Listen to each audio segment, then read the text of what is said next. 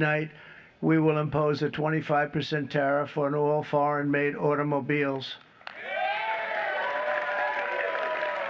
And starting tomorrow, the United States will implement reciprocal tariffs on other nations. It's been a long time since we even thought of that.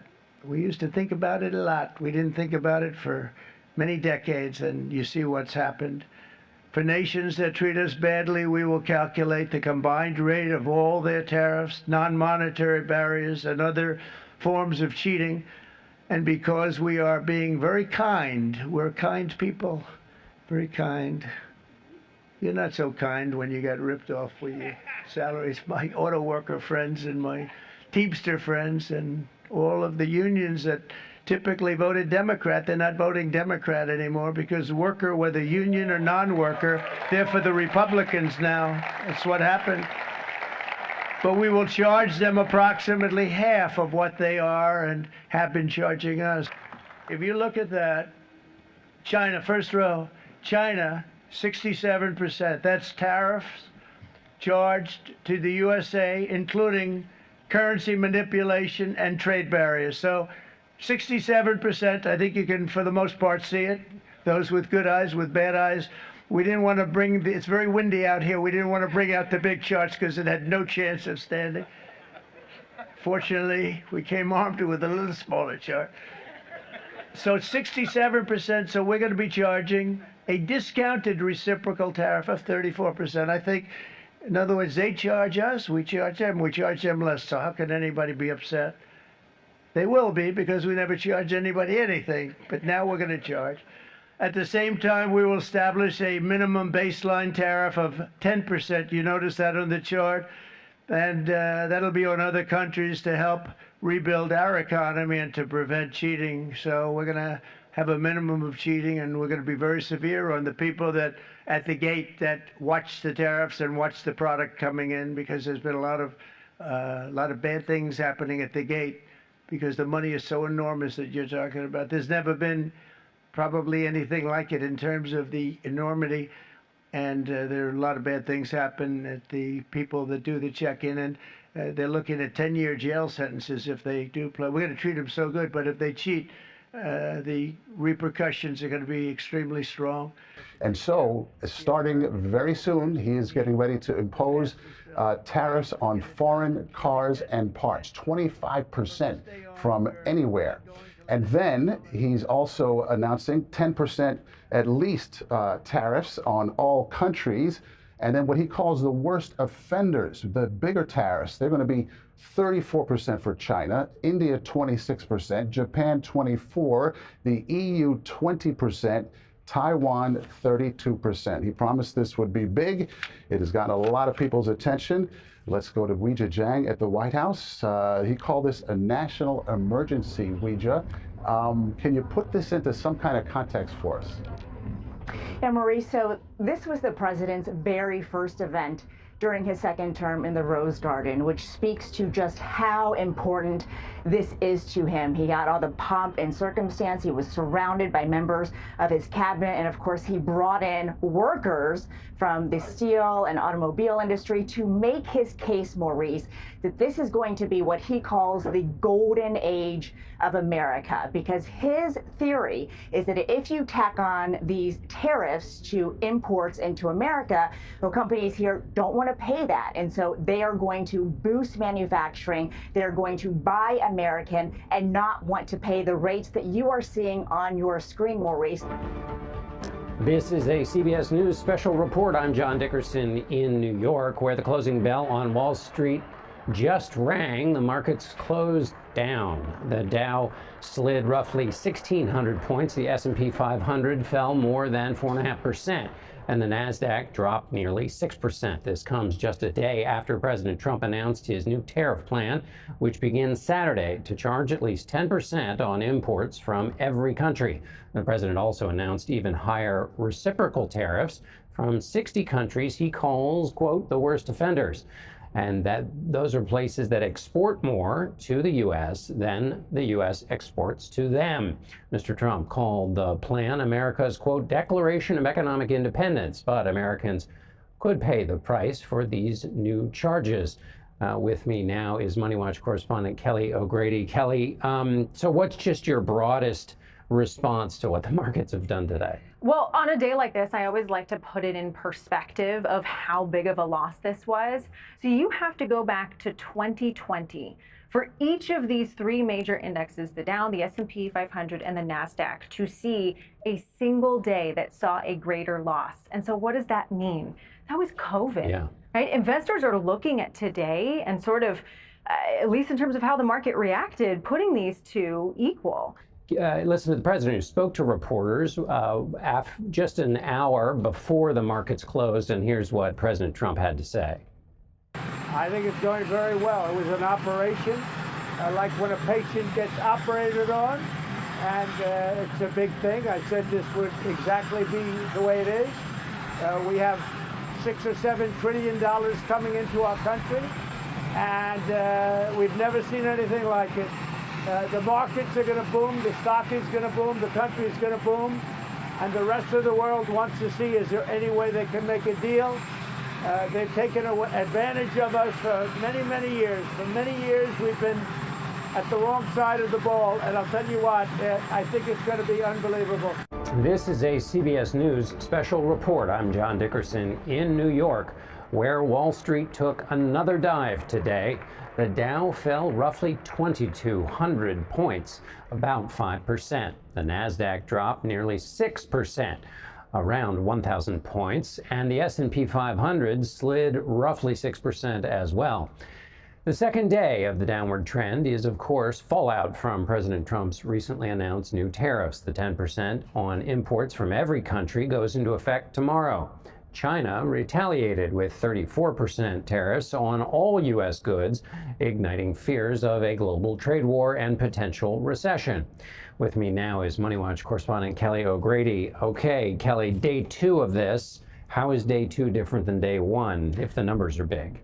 It's worse. Yeah. In fact, it's significantly worse. So you mentioned that the Dow closed down over 2,000 points. That is the fourth time in history. Now, the Dow keeps going up over time, so 2,000 is not as significant a number this time around as maybe last time around. But still rarefied territory. It doesn't happen that rare. much. Yeah.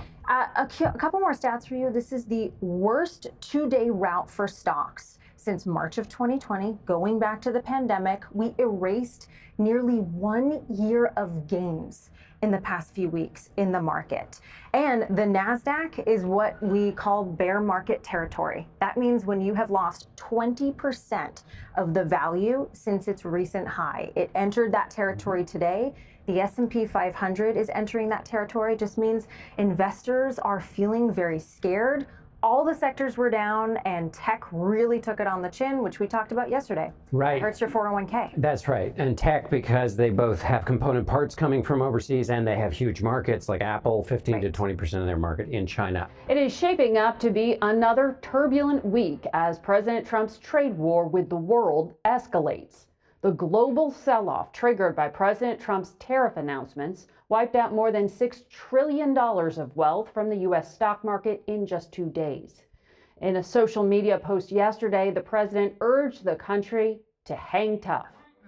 All this as tens of thousands of people took to the streets yesterday from Washington, D.C. to Minnesota and Columbus, Ohio, protesting many of Trump's policies, Elon Musk, and tariffs. We begin this morning with Commerce Secretary Howard Lutnick. Mr. Secretary, the campaign's over. You won. So I'm asking what the plan is. So the Treasury Secretary said on another network, we're going to hold the course. It's not the kind of thing you can negotiate away in days or weeks. That makes it sound like the tariffs are staying in place at least for days or weeks. Is that correct, or is the president considering postponing implementation to negotiate?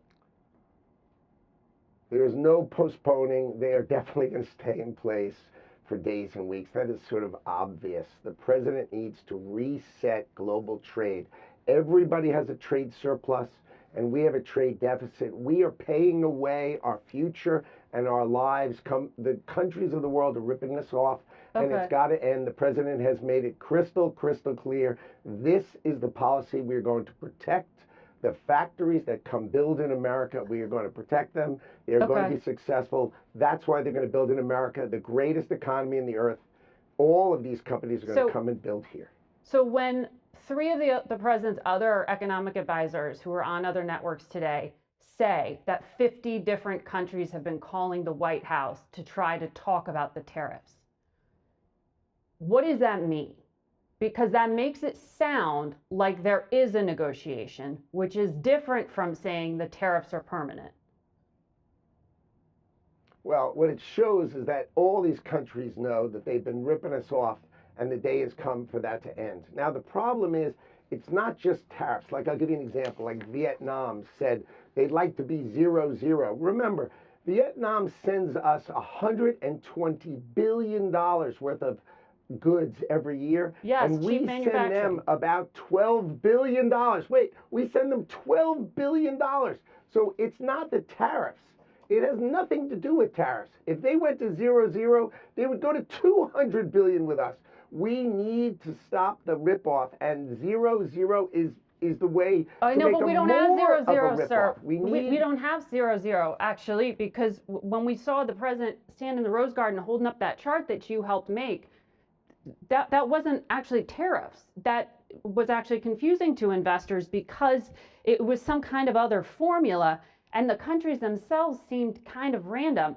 Like, why are the Heard and McDonald Islands, which don't export to the United States and are quite literally inhabited by penguins, why do they face a 10% tariffs?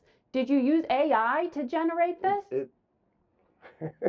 No, the idea, look, the idea is why that there are they no on the countries list? left off. Because the idea, what happens is, if you leave anything off the list, the countries that try to basically arbitrage America go through those countries to us.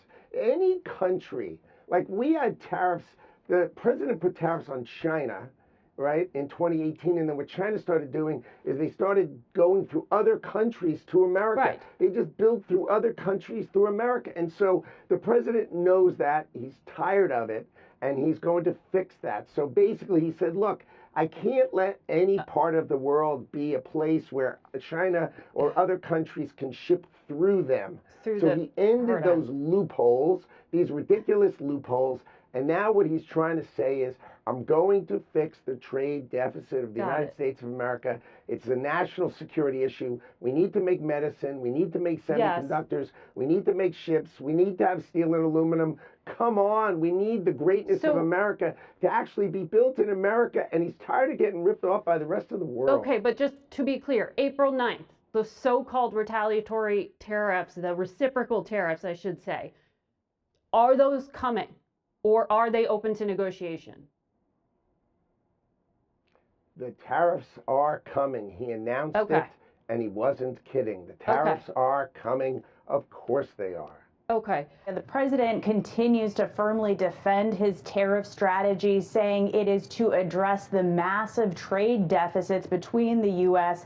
and countries such as China, European Union countries, and many others. The president pressed on the market and the falls, the plummeting of the market that we saw late last week after the big tariff announcement. He was even asked essentially by one reporter while traveling on Air Force One back to Washington if there's a certain pain threshold that he would be unwilling to deal with respect to the markets. Here's what he had to say.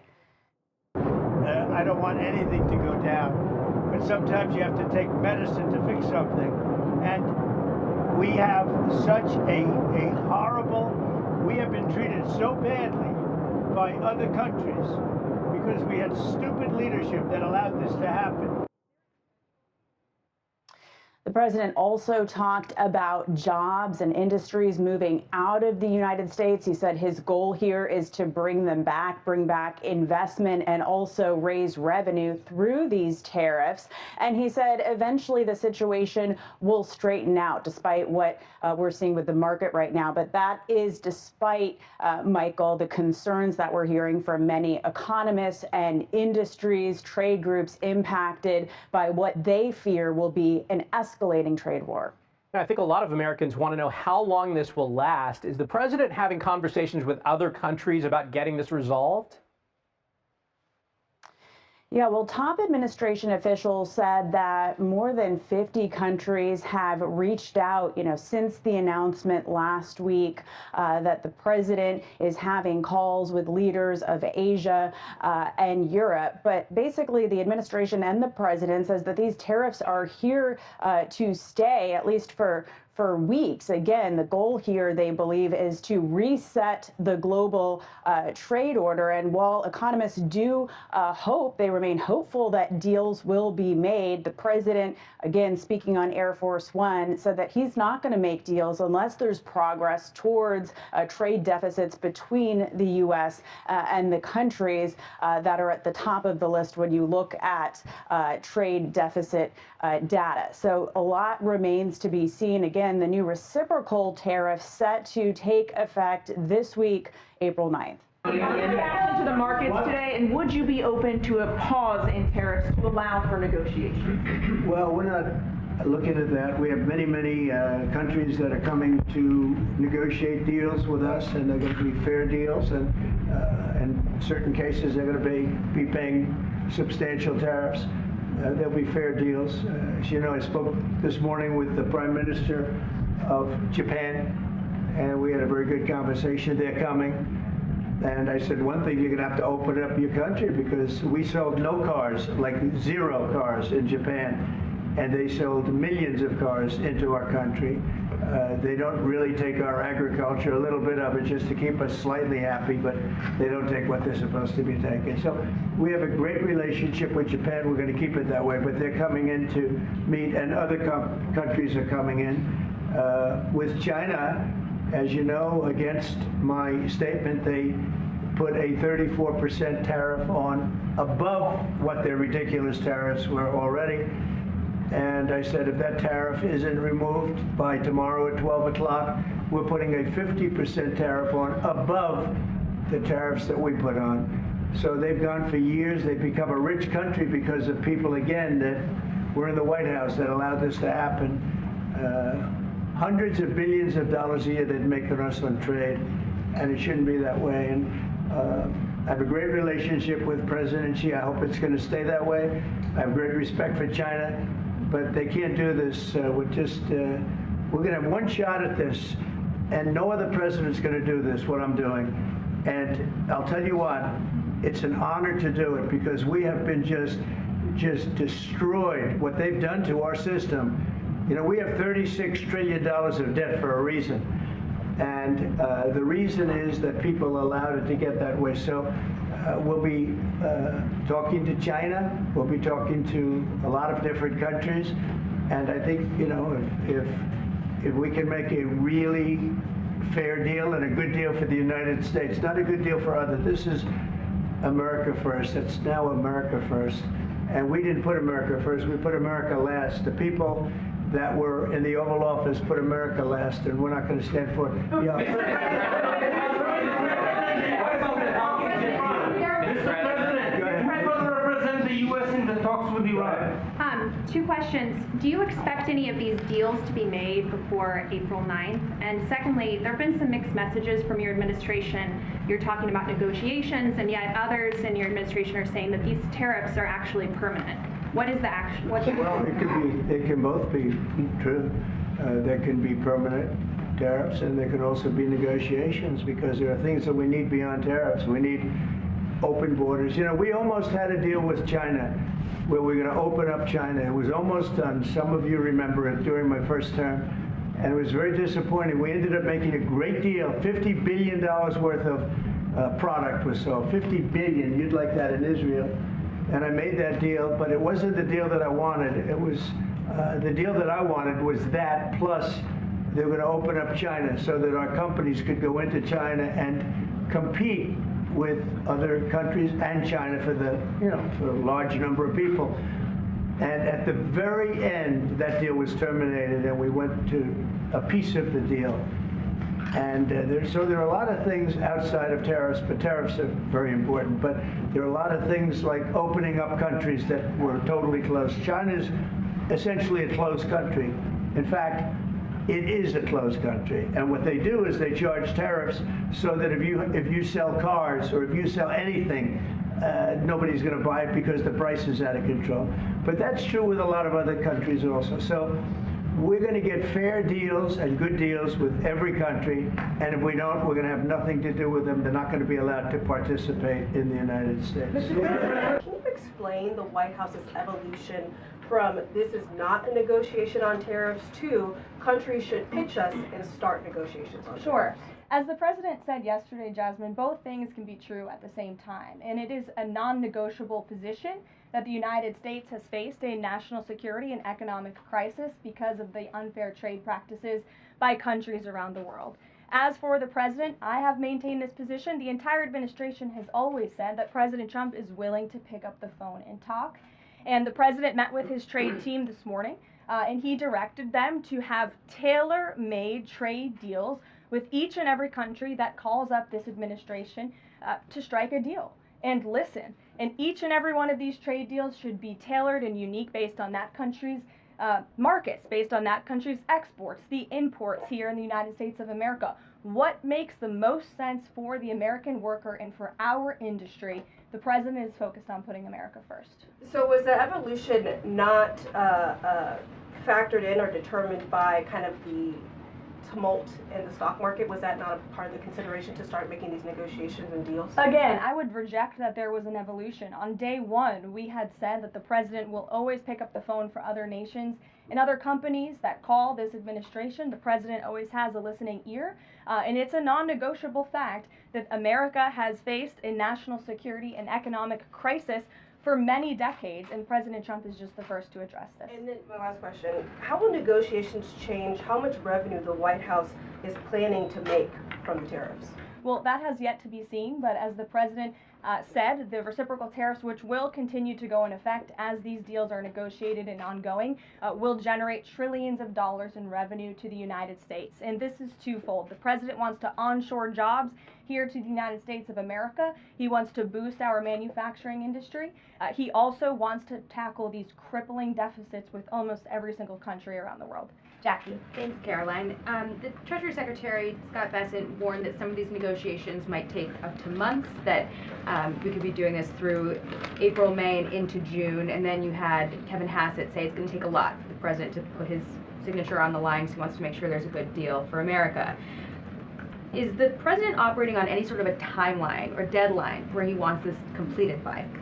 Well, we always move at Trump speed here at the White House, which is incredibly fast. I know you all know that from covering this White House day to day. The president likes to get things done, but he's very much focused on ensuring that these deals are good for the American worker, they are good for American manufacturing, and again, that they tackle these crippling deficits with these countries. All options are on the table for each country, but again, these are going to be tailor-made deals. They are not going to be off-the-rack deals, as the president has called it, and he has directed his entire trade team to be part of this effort. So that includes Secretary Bessent and our National Economic Director, Kevin Hassett. It also includes Secretary Lutnick, Peter Navarro, the entire trade team, Jamieson Greer, who was on the Hill today. Everybody who was involved in this incredible, fair, reciprocal trade agenda will continue to be involved in negotiating these deals. And then yesterday, Goldman Sachs put out a research note. It put the odds of a recession at 45% within the next 12 months, up from 35%.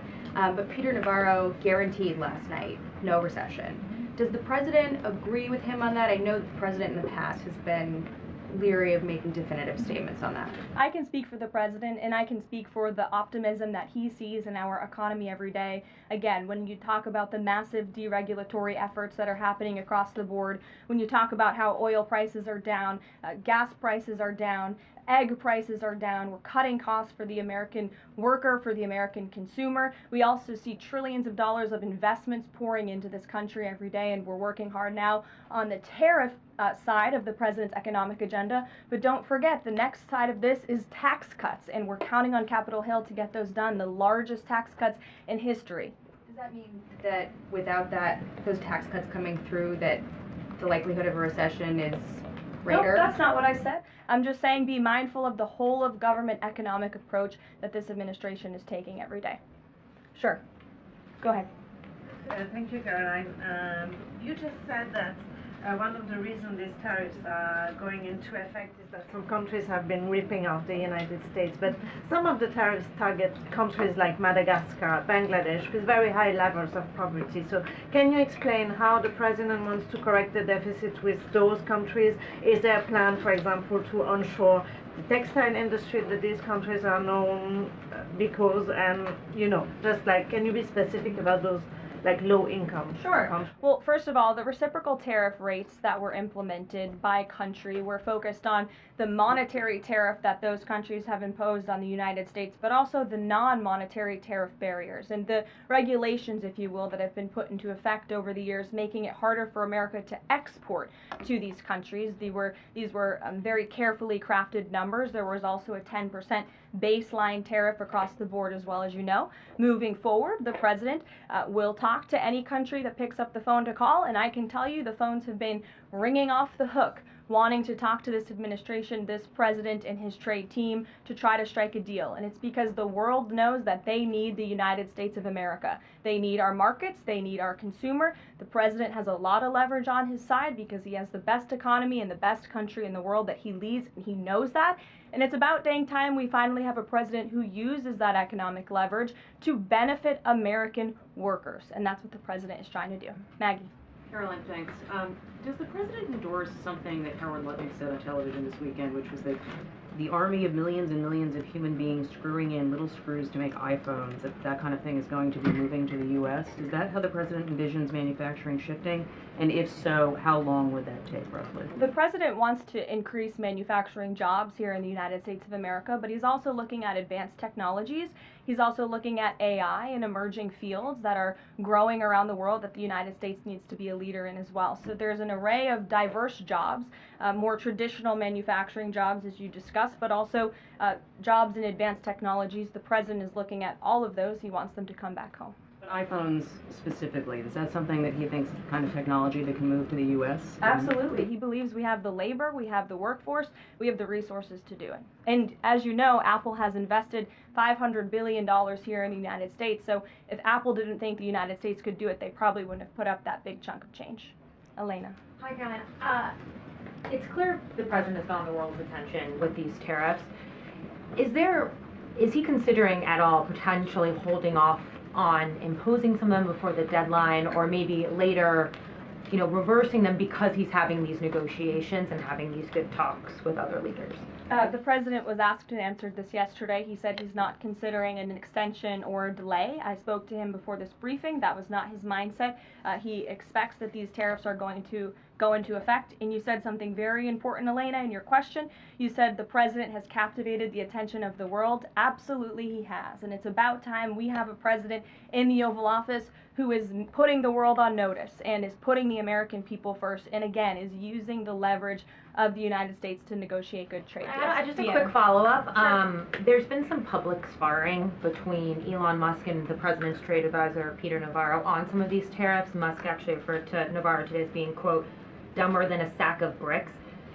Are you or is the administration, the president, all concerned that this is maybe impacting the public's understanding of these tariffs? It might be messing with the message on it? No, look, these are obviously two individuals who have very different views on trade and on tariffs.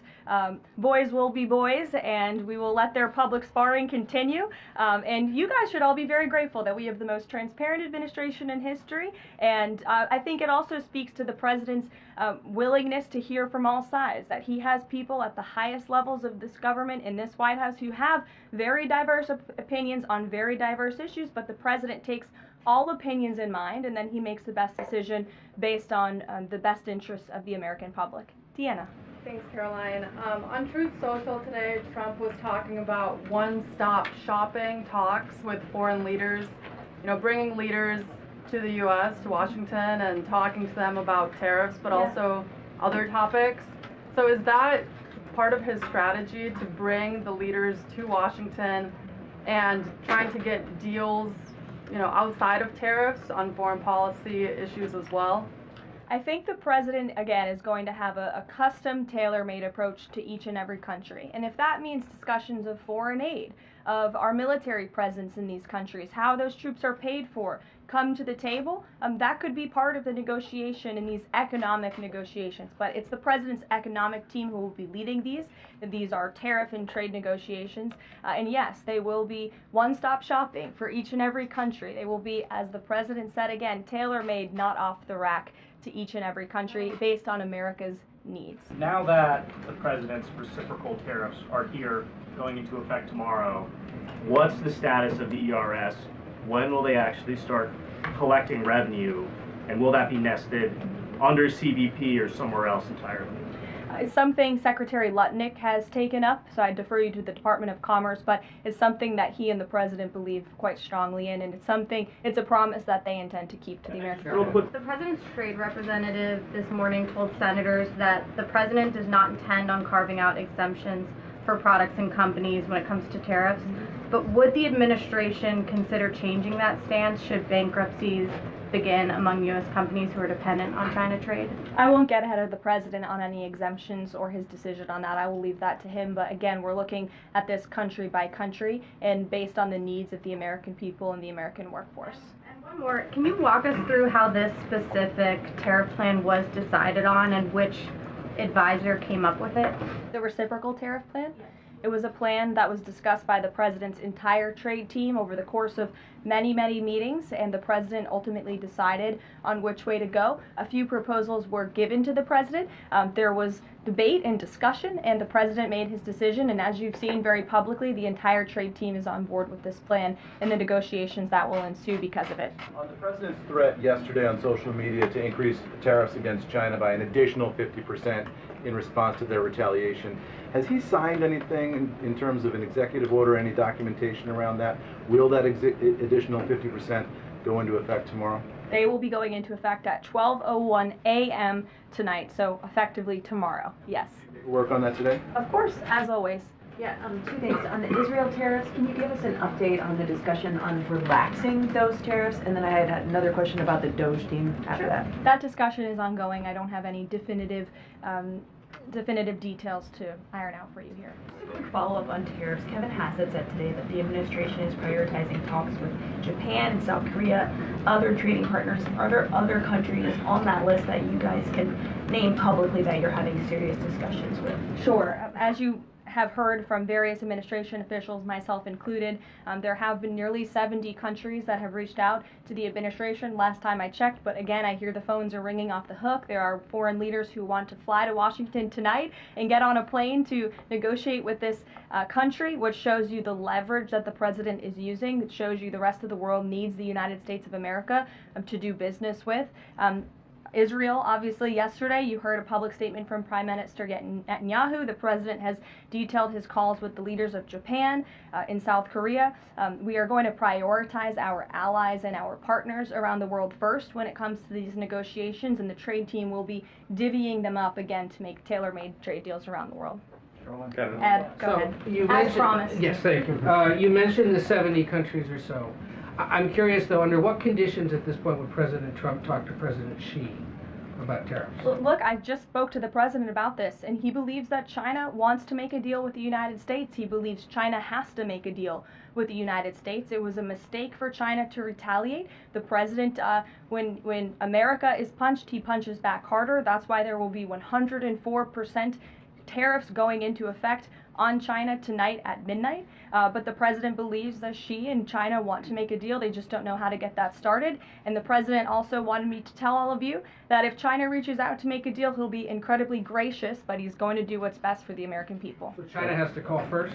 The Chinese want to make a deal. They just don't know how to do it, but the president will be implementing these 104% tariffs on China tonight. And under what conditions might he consider lowering tariffs on China at this point? It would be imprudent of me to tell you those conditions here from the podium.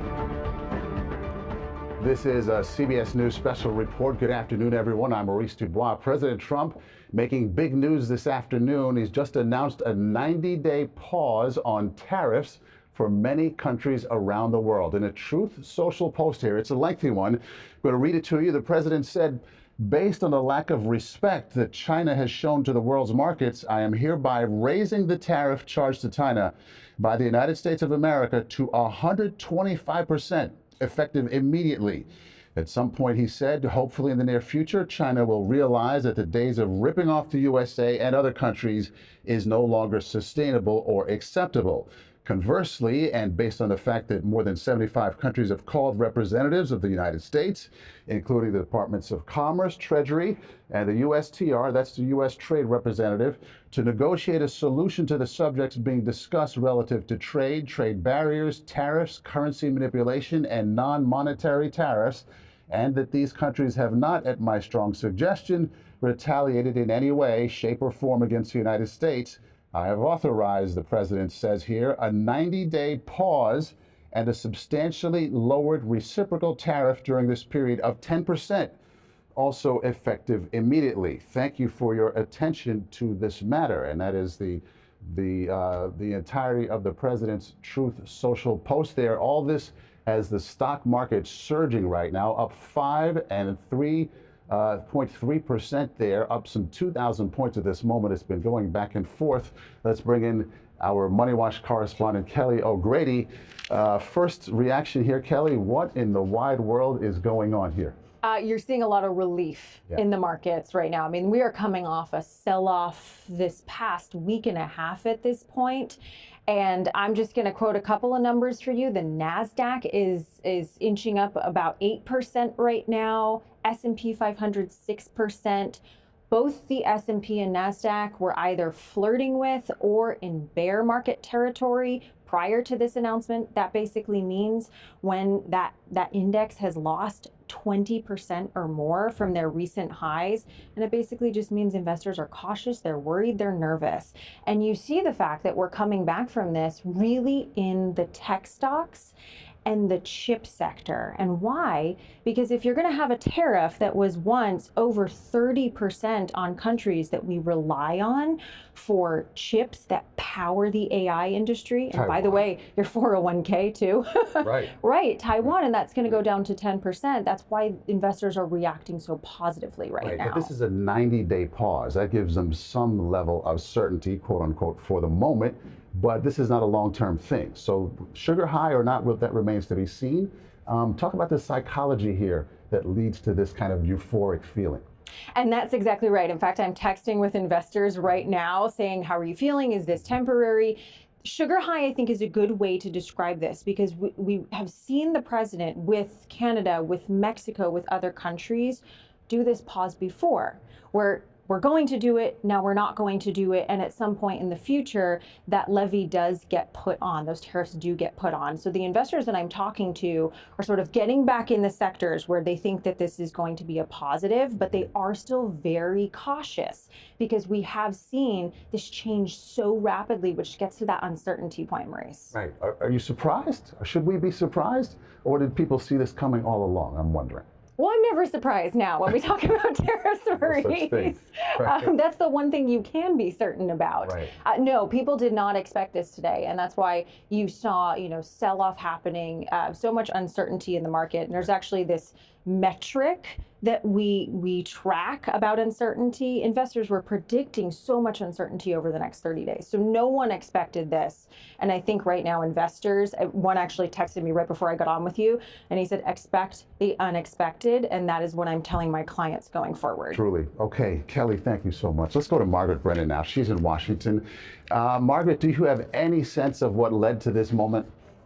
Well, Maurice, in some quick calls I made before coming to speak with you, I was trying to discern exactly that. What I can tell you is that there were two big things that happened today that would be weighing on President Trump's mind. One of them was not just the sell-off in stocks that's been ongoing, but a big shift here when it came to particularly foreign buyers not being very excited about buying U.S. government debt.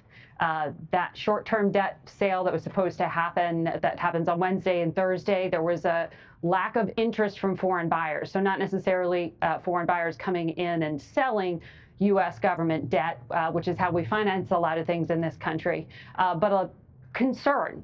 saying and showing that there is concern about the long-term and short-term economic health of the United States.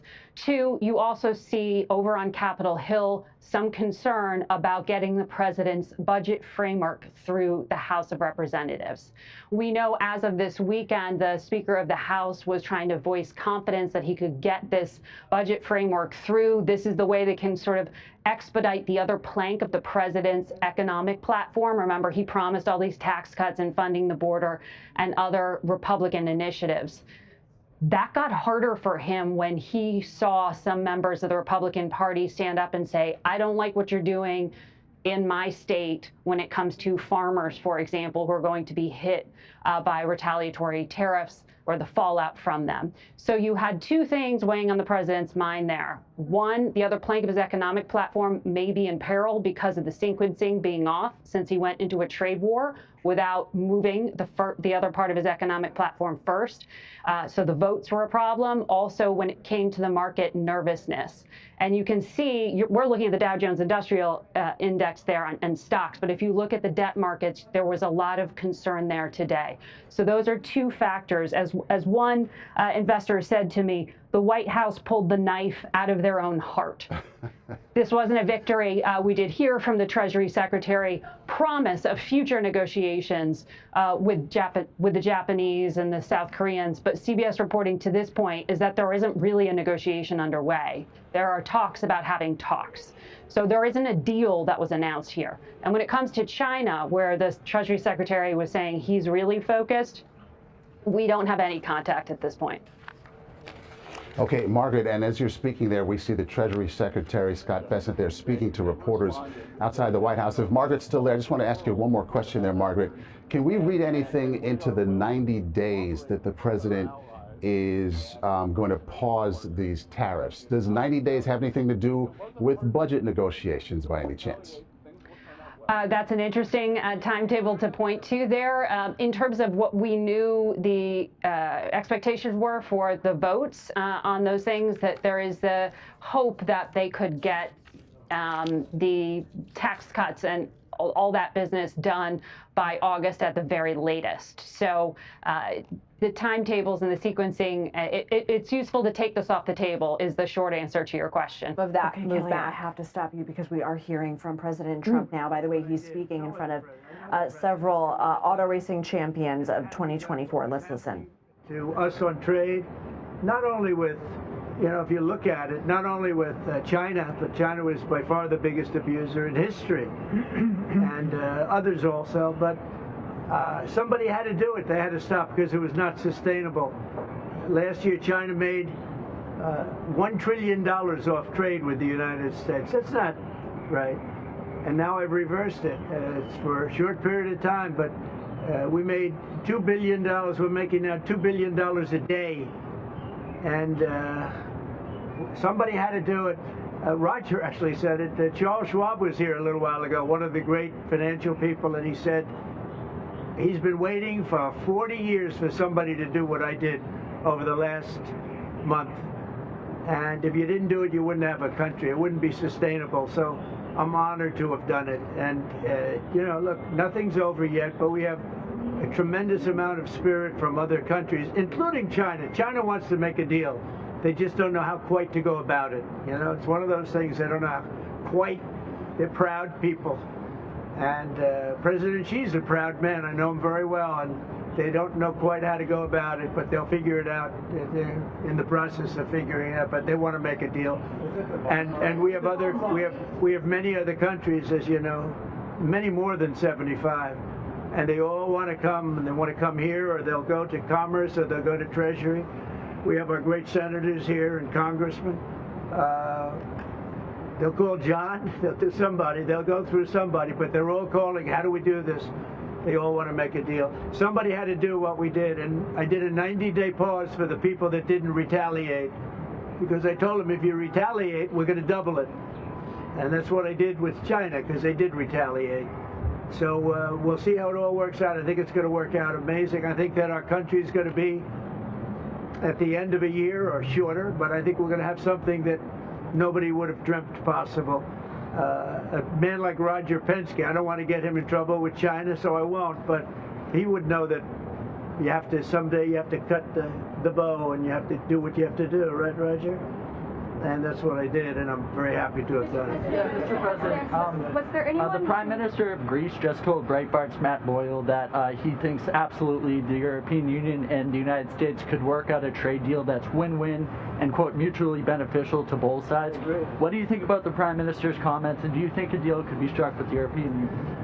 First of all, I know him, he's a good man, and I appreciate his comments. Yeah, a deal could be made with every one of them. A deal's going to be made with China.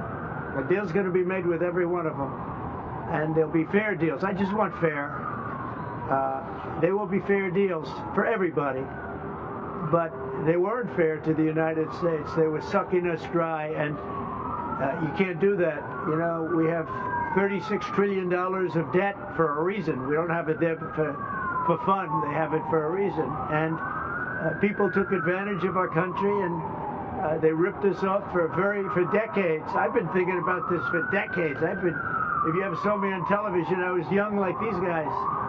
And those are good old days, I'll tell you, Roger. But I was like these guys, young, and I was talking about it. Nothing changed, and nothing was done about it. Then I did it.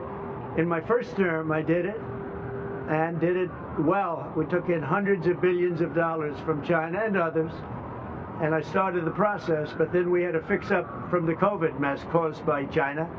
We had to fix up from that, and we did a good job of doing it. And when we handed back the reins after a rigged election, and when we handed back the reins, the stock market was higher than it was before COVID coming in. So, you know, we did a great job, but we didn't have time to do the big thing, which we're doing now.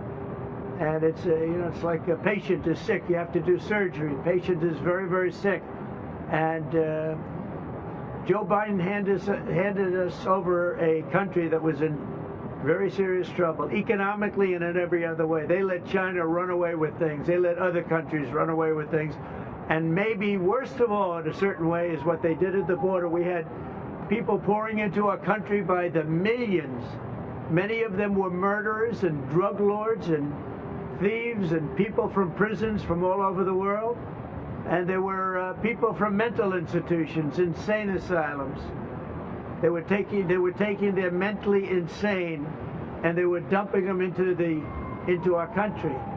And I'll tell you, Tom Homan and Christine Noem are doing a fantastic job in removing them. And now the courts, the Supreme Court just gave us numerous good rulings where we have to be able to get them out. You had other judges trying to take over the system. And think of it, they take over, they want these people coming back, Tren de Aragua from Venezuela, the Venezuela jails that cut off the fingers of a man in Colorado. They cut off his fingers because he called the police looking for help. They said, "Did you call the police?" He said, "Yes, I did." "Put your hand down," and they cut off the fingers. This is what they want to bring these people back now. And I want to thank the president of El Salvador for the job he's done, because that is that's the way it has to be done. It's too bad. Yeah, please. Chuck Schumer and Nancy Pelosi, they've been talking about tariffs for decades. How come when these Democrat elites want tariffs, everything's hunky-dory, but when President Trump wants tariffs, all hell breaks loose? Do you see this double standard? I love this guy, whoever the hell that is. That's really nice. I appreciate that question. No, Chuck Schumer, Nancy Pelosi, everybody knew you had to do it, but they never had the guts to do it. It does take guts. It even takes guts for our country to go through it. That's why I say be cool. They were saying about, just be cool. It's going to work out. It's going to work out, and it's working out. I can tell you, working out maybe faster than I thought. But I said it's going to take a little conditioning. It's a transition to. It's really, I think it's a transition to greatness. It's going to be greatness. Our country is going to be. There'll be nothing like it. And people investing in our country, they're going to do better than they've ever done before. We have more car manufacturers, Roger, coming into our country now. Speaking of cars, we've never seen anything like it. And they're coming in because of the election, but they're coming in because of the tariffs, because they don't want to pay 25 or 50 or whatever it may be. They don't want to pay that. They can't pay that. We had 3 cancellations in Mexico, building a plant. They're all coming into the United States. Canada, they're coming in from China, they're coming in from everywhere. And that's just cars. We have chip makers come. We're the biggest chip maker in the world from Taiwan, coming in, spending $3 billion to build plants, and mostly a big plant. This is a hell of a plant when you spend the kind of money that they're going to go $200 to $300 billion, not million. You know, you'd say million would be the right number. It's not $200 to $300 billion. Think of that, $300 billion. If you look at Apple is going to spend $500 billion building a plant. They wouldn't be doing that if I didn't do this. They'd just keep building them in China. And that's unsustainable. It's not a pleasant thing to do, but I appreciate the question. And, you know, interestingly, Chuck Schumer and Nancy Pelosi, Crazy Nancy, they've wanted to do this for years, but they never had a president that had the guts to do it, because it does take guts, believe me. Is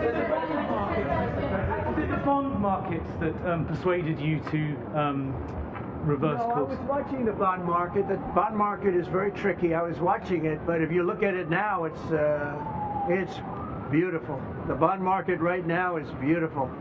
But yeah, I saw last night where people were getting a little queasy.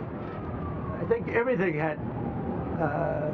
Well, the big move wasn't what I did today. The big move was what I did on Liberation Day.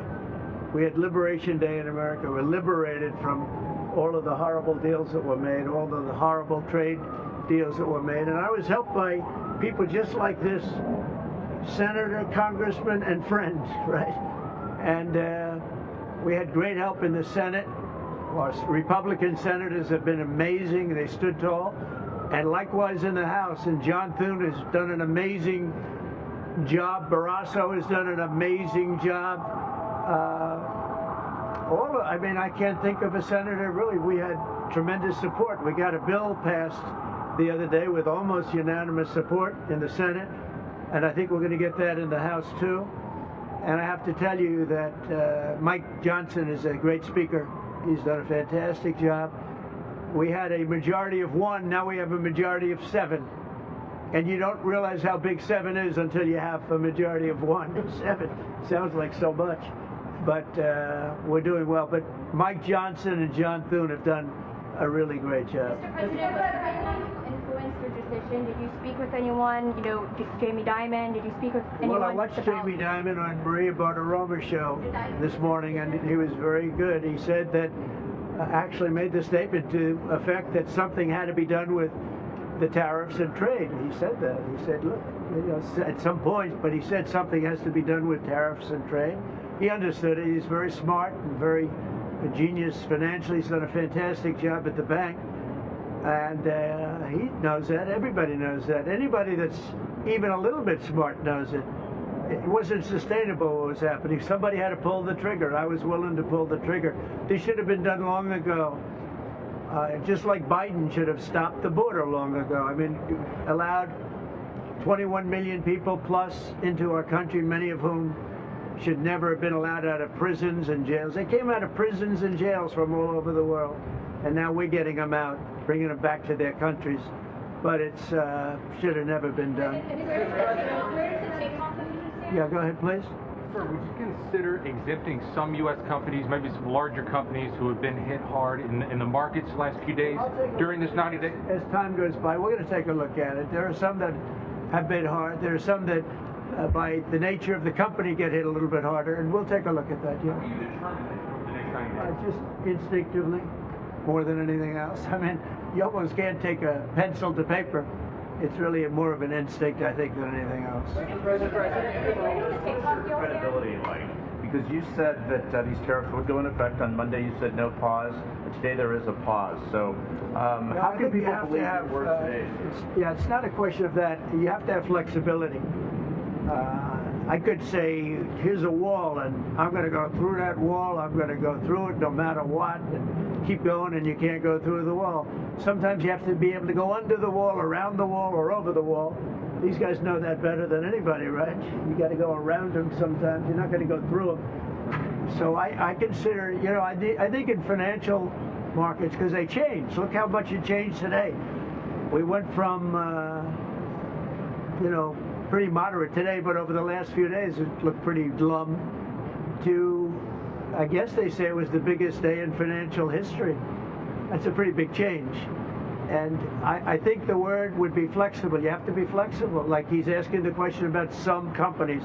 Some companies, through no fault of their own, they happen to be in an industry that is more affected by these things than others. You have to be able to show a little flexibility.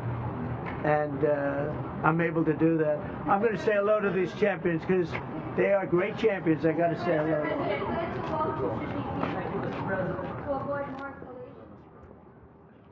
President Trump there speaking to cameras. He was asked questions about tariffs. This is at an event here with some 2024 racing champions. All right, so the president said last year China made $1 trillion off of trade with the U.S. He said that's not right. I've reversed it in a short period of time. He said we will make $2 billion a day, and somebody had to do it. He said China wants to make a deal but doesn't know how to go about it. Just to catch you up to speed, the president announced today tariffs of 125% on Chinese imports. And then the president also reiterated his 90-day pause for people who don't retaliate, meaning nations who haven't issued reciprocal tariffs on what the president has done. That baseline reciprocal tariff is now 10% for the next 90 days. The president, interestingly, was asked Monday, you said that there was not going to be a pause. Today, you said there's a pause, essentially being asked what gives here. And the president said, you have to have flexibility. Let's bring in Aaron Navarro here at the White House. Aaron, what were some of your other top lines from what you heard from the president? Lindsay, good to join you from a busy day at the White House. In addition to President Trump talking about, quote, flexibility, in one moment he said today's announcement, this 90-day pause could be, quote, temporary. But it really seems that China is the main target. That's what we've seen from the White House officials. And President Trump said, quote, China wants to make a deal, expressing optimism that the biggest and second biggest markets in the world could come to an agreement. President Trump just said they just don't know how to go about it. He talked about the other countries, about 75 that have come to the U.S. looking to negotiate a trade deal, including the European Union, who is part of the group of countries that will have that 90-day pause, just the 10% baseline reciprocal tariffs. And President Trump, who has expressed lots of gripes with the European Union, with trade deficits between America and European countries, seemed open to making a deal with them as well. Aaron Navarro, thank you so much. Let's go to CBS News congressional reporter Torian Small live on Capitol Hill for us. Torian, what is the latest now in terms of lawmaker reaction? And we did hear the president talk about Speaker Johnson and Majority Leader Thune as well. We know that the president is very actively involved in negotiating on the budget resolution with Congress as well. Right, the response from Republicans on the Hill, Lindsay, has been largely positive. Even some of the president's more vocal proponents or opponents to his tariffs, rather, like Susan Collins of Maine, came out saying that this is a very positive development, especially for allies. She hopes that the president moving forward could further differentiate between how he addresses trade with some of our adversaries and our allies, like Canada, for example. We also saw happen earlier today was a hearing with Trump's trade representative, Jamieson Greer. This is the second time he's on Capitol Hill testifying before Congress about these tariffs. What's interesting, though, he came into this hearing with the House Ways and Means panel without addressing a future pause that would happen.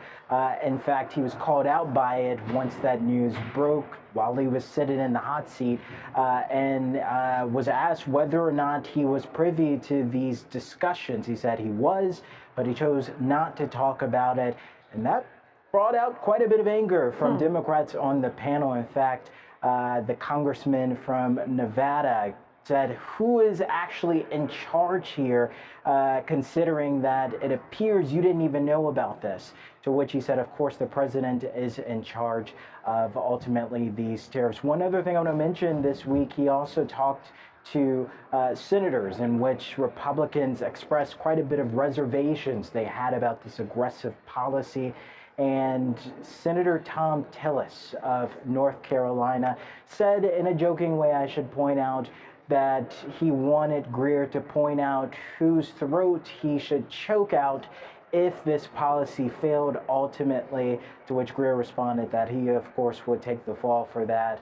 Even though there's a bit of levity behind that, Lindsay, there was quite a bit of reservations that we've seen expressed from Republicans. In fact, 7 Republican senators signed on to a resolution essentially rebuking these Trump tariffs. Right now, though, the response tends to be quite positive, considering that those concerns that they have been at least temporarily quelled through this pause. Temporarily quelled. Torian Small, thank you so much. Let's go back to CBS News Money Watch correspondent Kelly O'Grady. I want to ask you that question, sort of have you pull on that thread that the president was asked, that Monday you said there was not going to be a pause, today there now is a pause. How are business leaders viewing his credibility when it comes to his tariff policy and the decisions that they need to make for their bottom line? Credibility is an interesting question. I mean, I think we talked about this. Negotiations, to be a good deal maker, you have to have uncertainty in the mind of your opponent. And that would be the case in these countries. I'm not when a good negotiator, so can you say that again? what does that mean? If you and I are negotiating right now, if you think I'll do anything, right, that might make you a little worried. And that back and forth of, well, this is not a blanket pause, this is a 90-day pause, we've seen this move around before, it makes countries concerned, right? Well, we need to come to the table. For companies, this is really hard to plan. Do I source from China? Do I source from Vietnam? Do I come here? Do I move my production to Vietnam? And then the goalposts move. And now Vietnam is a target, or some other country that I've moved my production to. And for investors, I was speaking to one, and he texted me this line. He goes, "Fool me once." And of course, the saying goes, "Fool me once, shame on you. Fool me twice, shame on me." At this point, investors are kind of going back and forth. I think it's not just twice, it's a number of times we've seen things go back and forth. So we're seeing a market rally today, but a lot of investors I'm talking to are saying, well, let's hold on. This might not be something that we see for the next few weeks or months. And so from the business perspective, that's the investor perspective. From the business perspective, is it, I have now seen tariffs be threatened, imposed, and walked back at least twice. Am I not going to now move operations back to the U.S. because of the tremendous investment that would cost me? Because should tariffs be threatened again, they will be walked back again. I think what you're going to see from businesses is pause. You know, let's pause on making any huge decisions to see where the chips land. But a lot of businesses I am talking to that would like to see production in the U.S., what they're hoping for is incentives. Don't just say, you know, slap me on the wrist if I'm importing from China, but give me more of an incentive, tax breaks, money to help me invest here. I think that's what folks are going to be looking for to make those huge decisions rather than a 90-day pause or not a 90-day pause. Okay.